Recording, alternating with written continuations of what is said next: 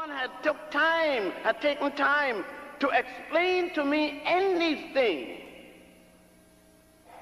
about the Greeks coming to Egypt and to Nubia and to Ethiopia, depending on who they were, to receive their earliest education, those who had not gone to a little colony, a little enclave in what was then called Lebus, now called Libya, to receive their first glimpse into education taught by Africans.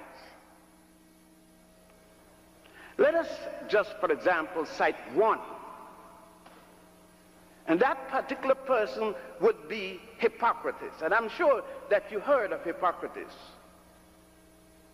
And when you consider that Hippocrates wasn't born until 333 BC, or before the Common Era, yet in your education you were told that Hippocrates is the father of medicine.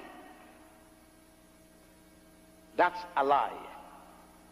There's no way that I can say about it other than it's a lie. A lie is a lie, whether it's in the university or in the church. How could Hippocrates be the father of medicine when the first time you see him, he is in Egypt learning medicine from Africans? There are numerous papyri, medical papyri on medicine.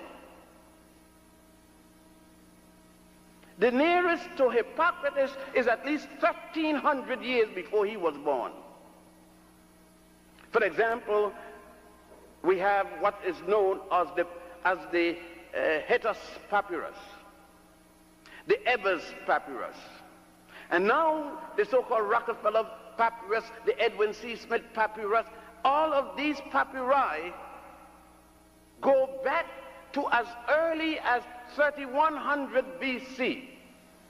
Just as it was in Egypt that engineering, Sesostris II, you are engineers, many of you, Sesostris II changed the flow of the Nile. That S-turn you see there was placed there by African engineers in 2250 BC. Oh yes, you have been told a lot of lies. No other way to talk about it. And those who teach them, if in fact they did any research, must know their lies. You see, you have been taught by Alex Haley and others that your history started in the slave trade. But you went into Spain, which was then called Iberia, Spain and Portugal and southern France, as conquerors yourself in 711 under the leadership of Tariq, for whom the Rock of Gibraltar is now named Gibraltaric. Nothing in your education, because there's nothing in your textbooks about any of this. I hadn't known that the Africans called Moors had ruled Spain from 711 until 1485. The last of them losing power at a place called Granada. And all because I have made my mind that my people aren't to be taught that they come out of drop out of the sky as slaves and were slaves. And every time you see a movie from Washington, D.C. or anything, whatever the period, the only time you see us, we are slaves.